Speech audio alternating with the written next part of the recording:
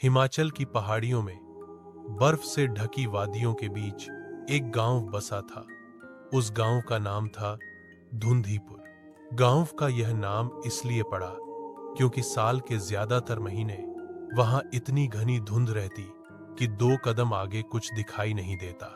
गांव वालों का कहना था कि धुंध सिर्फ मौसम की देन नहीं थी, यह धुंध उस औरत की आत्मा से जुड़ी थी जिसकी हत्या 100 साल पहले गांव में हुई थी। बुजुर्ग कहते थे, जब भी धुंध गाढ़ी होती है उस औरत की परछाई गलियों में घूमती है और जिसे भी वह दिख जाती है वह कभी सुबह नहीं देख पाता। गांव के लोग शाम ढलते ही दरवाजे बंद कर लेते, कोई बाहर निकलने की हिम्मत नहीं करता। लेकिन सोनम नाम की एक लड़की जो हाल ही में गांव लौटी थी इन कहानियों को झूठ मानती थी। वह शहर से पढ़कर आई थी और उसे इन अंधविश्वासों पर हंसी आती थी। एक रात उसने सोचा कि वह इस रहस्य को खुद सुलझाएगी। सोनम अकेली टॉर्च लेकर गांव की सूनी गली में निकली। ठंडी हवा चल रही थी और धुंध धीरे धीरे गाढ़ी होती जा रही थी। उसके कदमों की आवाज सुनसान गलियों में गूंज रही थी। अचानक उसे लगा कि उसके पीछे कोई चल रहा है।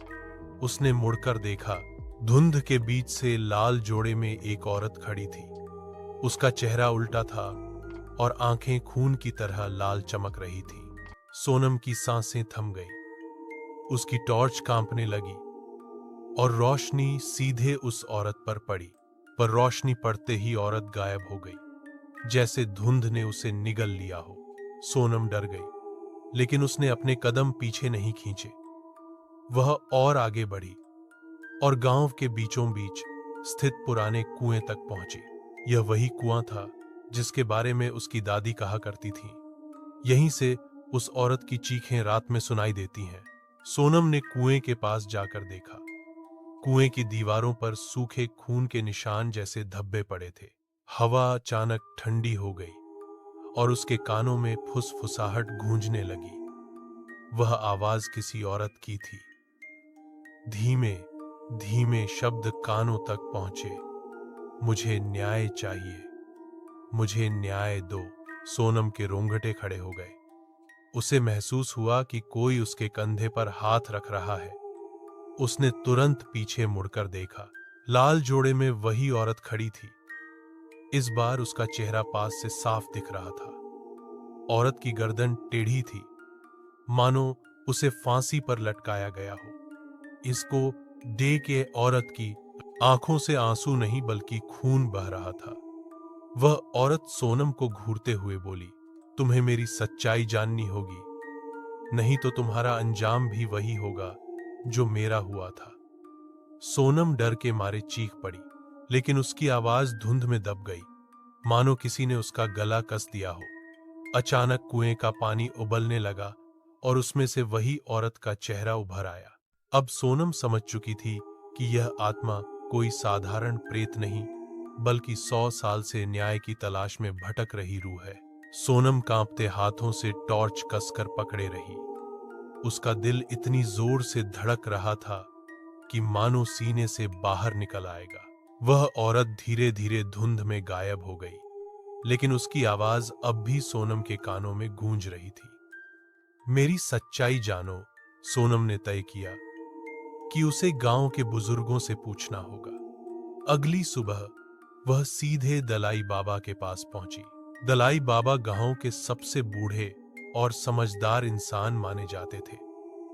सोनम ने कांपती आवाज में कहा, बाबा, कल रात मैंने कुएं पर एक औरत देखी। वह लाल जोड़े में थी और उसने कहा कि उसकी सच्चाई जानो। ये सब क्या है? बाबा की आंखें चौड़ी हो गईं। वह कुछ देर चुप रहे और फिर बोले, तुमने माया की आत्मा देखी है? वह इस गांव की बहू थी 100 साल पहले, लेकिन उसे भयंकर धोखा मिला। गांव वालों ने उसकी हत्या को आत्महत्या कहकर छिपा दिया। तब से उसकी आत्मा यहां भटक रही है। सोनम के रोंगटे खड़े हो गए। लेकिन बाबा, उसे न्याय क्यों नहीं मिला? बाबा की आवाज भारी हो गई, क्योंकि उसकी मौत के पीछे गांव के सबसे ताकतवर लोग थे। उन्होंने सच को दबा दिया। और अब जब भी धुंध गांव पर उतरती है माया की आत्मा बाहर निकलती है। वह किसी ऐसे इंसान को ढूंढ रही है जो उसका दर्द समझ सके और उसकी सच्चाई दुनिया के सामने ला सके। सोनम ने गहरी सांस ली। अब वह समझ चुकी थी कि क्यों आत्मा बार बार उसी से बात कर रही थी। शायद यह जिम्मेदारी उसी पर थी कि वह माया की कहानी सबके सामने लाए। लेकिन यह काम आसान नहीं था, क्योंकि गांव में ऐसे लोग अब भी जिंदा थे जिनके पूर्वजों ने माया को मारा था। सोनम की बेचैनी बढ़ती जा रही थी। अब वह जान चुकी थी कि माया की मौत कोई साधारण घटना नहीं थी, बल्कि साजिश का हिस्सा थी। उसने तय किया कि उसे हवेली और पुराने दस्तावेजों की तलाश करनी होगी। रात को जब पूरा गांव नींद में डूबा था, सोनम चुपके से हवेली की ओर निकली। आसमान में आधा चांद था और चारों तरफ फैली धुंध हवेली को और डरावना बना रही थी। लकड़ी का टूटा फाटक उसने धीरे से धकेला और अंदर कदम रखा। हवेली के कमरे धूल और जाले से भरे थे। कहीं चूहे भागते तो कहीं खिड़की की चरमराहट कानों में गूंज जाती। सोनम टॉर्च की रोशनी में इधर उधर देख रही थी। तभी उसकी नजर एक पुराने संदूक पर पड़ी। संदूक जंग लगा और भारी था, लेकिन उसने किसी तरह उसका ताला तोड़ दिया। अंदर से पीले पड़े कागज और एक पुरानी लाल साड़ी मिली, जिस पर अब भी खून के निशान धब्बों की तरह जमे हुए थे। कागजों में कुछ पुराने खत थे। सोनम ने कांपते हाथों से एक खत खोला। उसमें लिखा था, माया, तुम्हें इस गांव में कभी जगह नहीं मिलेगी। अगर तुमने हमारा विरोध किया तो तुम्हारा अंजाम बहुत बुरा होगा। सोनम की सांस अटक गई। यह खत गांव के उसी ठाकुर परिवार का था जिसके बारे में बाबा ने बताया था। अचानक हवेली की दीवारें हिलने लगी। लाल साड़ी अपने आप उठकर हवा में लहराने लगी और खून के धब्बे ताजा होकर टपकने लगे।